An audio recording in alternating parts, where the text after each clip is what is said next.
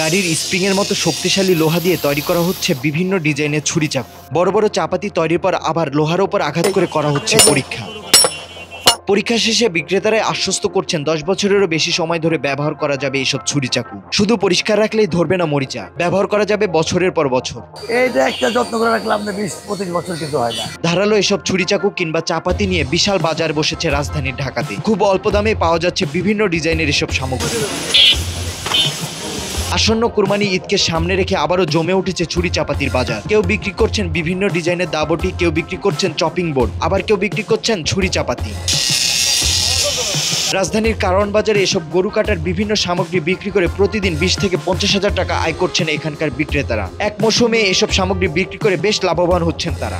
মোটামুটি মাল আমাকে চাহিদা আছে, চলতেছে। আমরা তো নিজের কামারের দোকান নিজেরা বানাই, নিজেরা তৈরি করি, আর আমরা 6 মাস আগে থেকে মাল রেডি করার জন্য প্রস্তুত থাকি। দক্ষ হাতে তৈরি করা এসব লোহার জিনিসপত্র কিনতে ভিড় জমাচ্ছে নানা বয়সী ক্রেতারা। দোকানের বাইরে সাজিয়ে রাখা হয়েছে এসব সামগ্রী। ক্রেতারা ঘুরে ঘুরে দেখে সহজেই কিনতে পারছেন এসব সামগ্রী।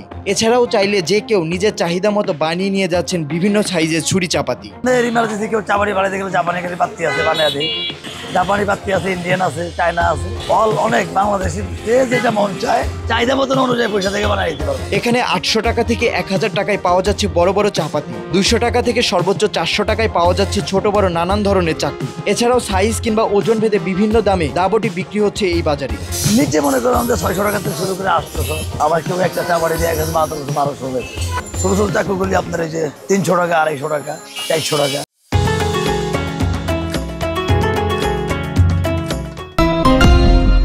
এদিকে অনলাইনের যুগে এসেও বাজার ঘুরে পছন্দ মতো ছুরি চাপাতি কিনে নিয়ে যাচ্ছেন বিভিন্ন বয়সী মানুষেরা। কুরবানির ঈদকে আকর্ষণ করে ধরে রাখতে ছুরি চাপাতির বাজার ঘুরে দেখছেন অনেকেই। নাজমুস সাকিব, নিউজ 24, ঢাকা।